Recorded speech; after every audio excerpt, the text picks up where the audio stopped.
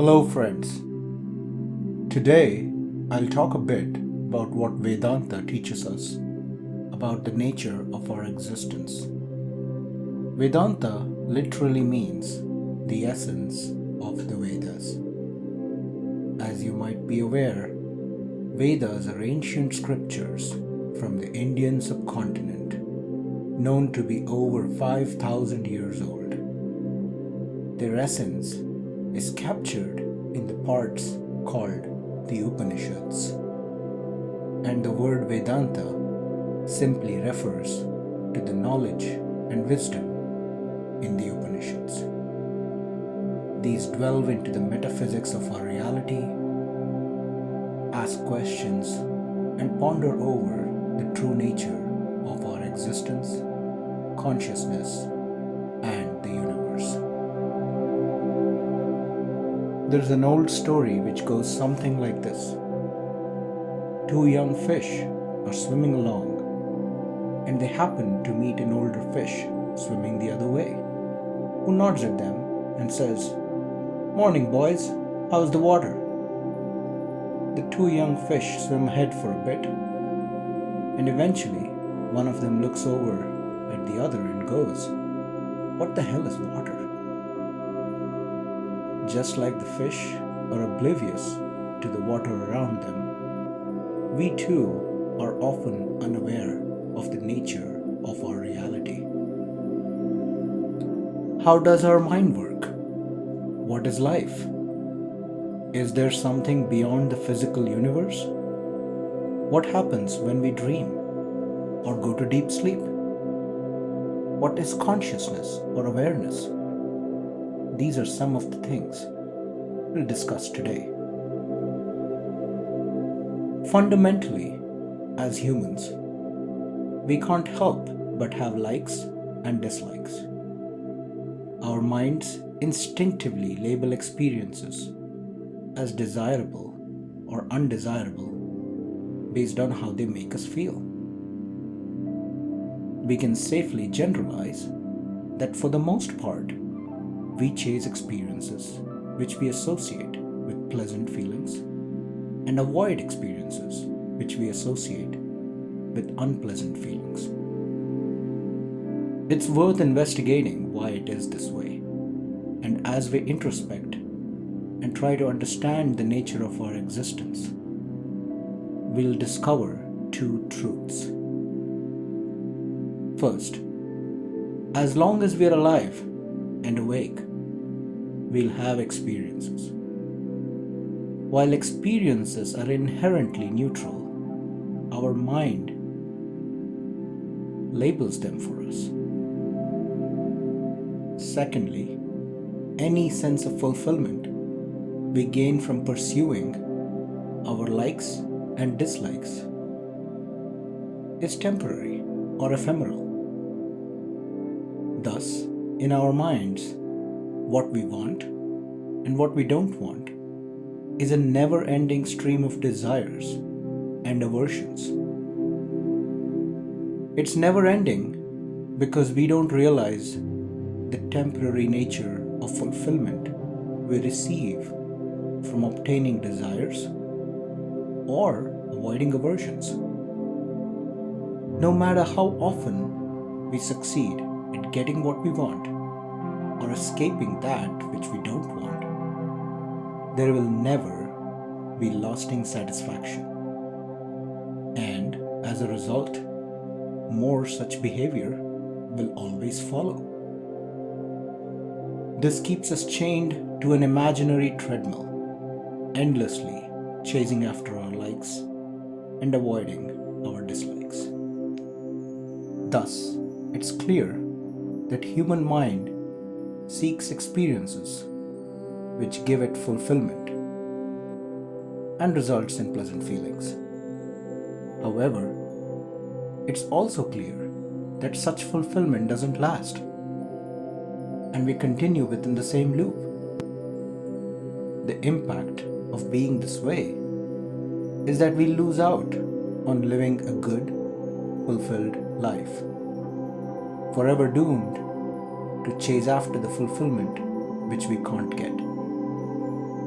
This is not a new problem, and this human condition has existed since time immemorial. For many millennia, schools of philosophy have come and gone across cultures around the globe. They have all tried to understand the nature of human existence and the source of peace and happiness. So, what does Vedanta have to say about this? Vedanta fundamentally says that consciousness or awareness alone is real and the absolute truth, and all else is an illusion which appears in our minds. Let's break it down some more.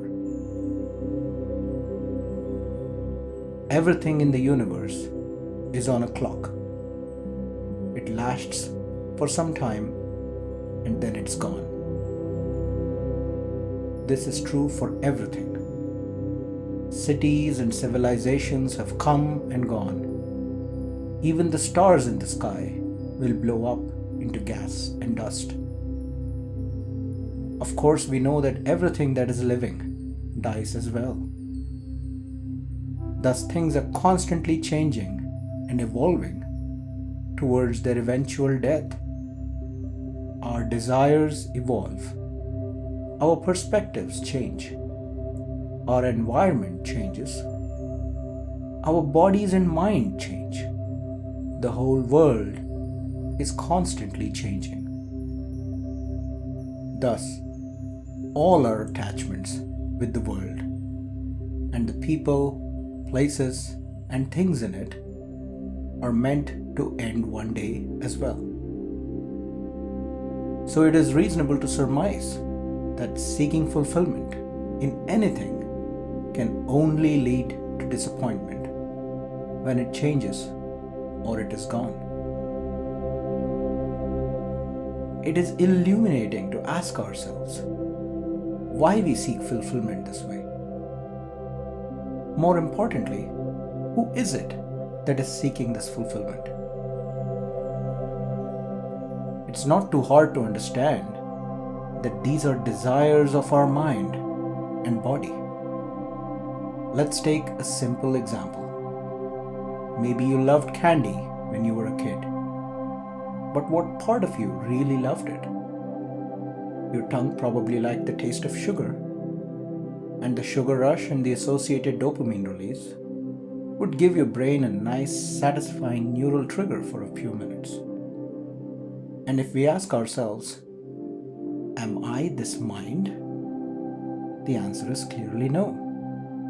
We seem to have a mind, just like we have a body, but we are not this mind.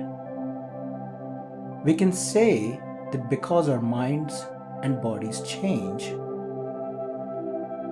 yet there is something within us that doesn't seem to change. Every cell in our body is now different than when we were a toddler. Yet we somehow identify that I was a toddler once and now I have grown up. What is this I?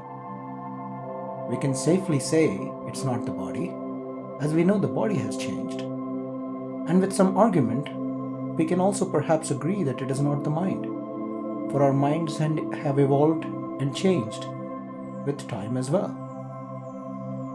So there's something there which we call I, and that is something apart from the mind and body. We can feel this experientially at any given time. Think about it. There are a lot of thoughts in our mind, but we pay attention to some and leave out the others. Similarly, you would have experienced zoning out when someone is talking when you weren't paying attention. So what are we?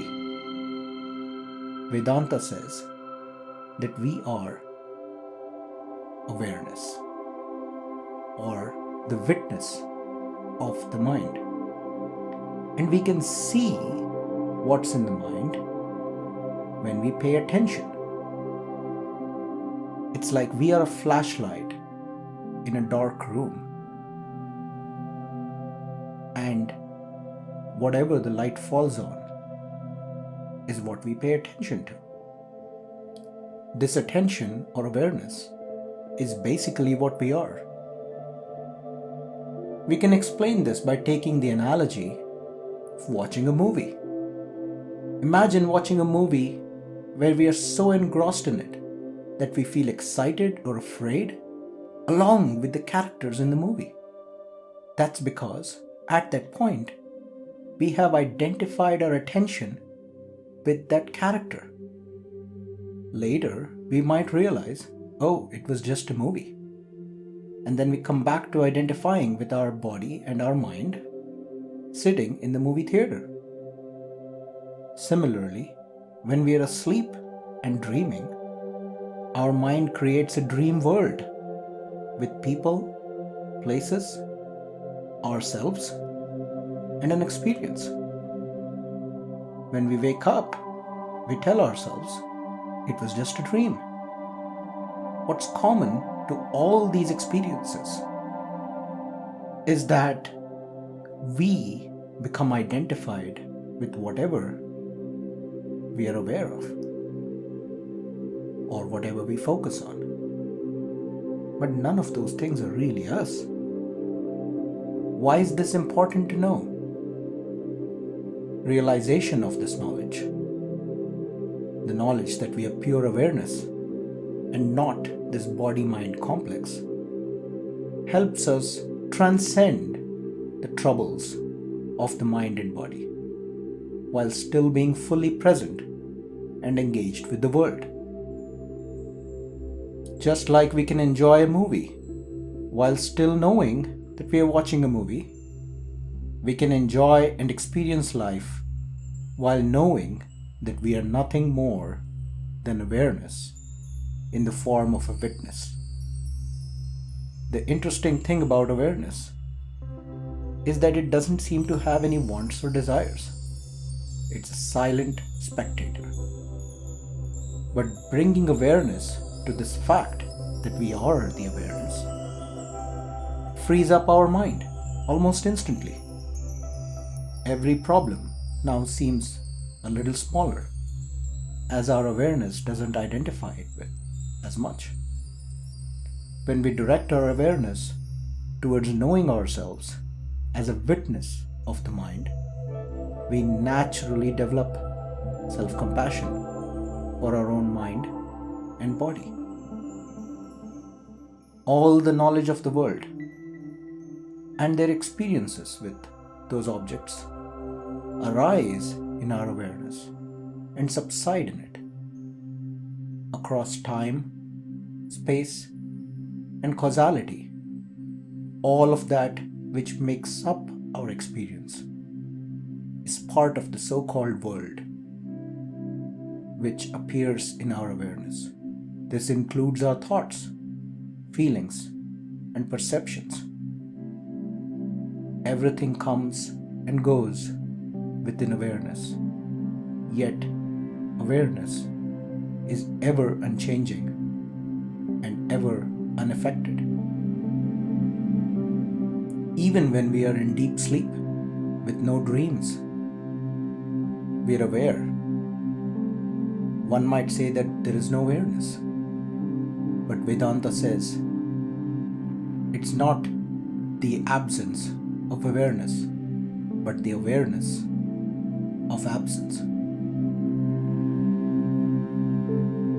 While all this sounds good to hear, realizing this knowledge is easier said than done. We have years of programming in our minds, and we are trained to think and behave in a certain way. Very soon we fall back to identifying with our thoughts in our mind. Like with most things in life, this requires practice and patience for us to realize this knowledge. The best practice is to remind ourselves regularly of this truth. Discuss it, question it with like-minded people, and meditate on The more we spend time digesting this concept, that we are a witness of our body mind, the more it'll resonate with us. In our day-to-day life, what also helps is following a selfless approach to life and focusing on giving joy and fulfillment to others rather than seeking it for ourselves. We can seek opportunities to help and bring joy to others around us, which takes our attention away from the needs of our own mind and gets us into a practice of building empathy and compassion.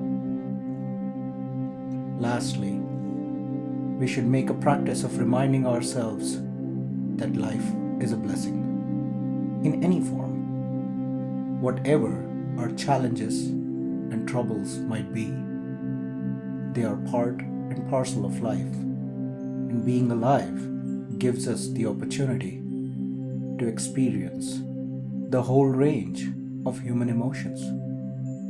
Every facet of life is an opportunity to experience something, and there is no experience without life. No experience lasts, and neither does our life. Having gratitude towards being alive is a great way to get some perspective and find optimism in our existence. I hope this short talk was useful to you and insightful. Thank you so much for listening. Have a good rest of your day.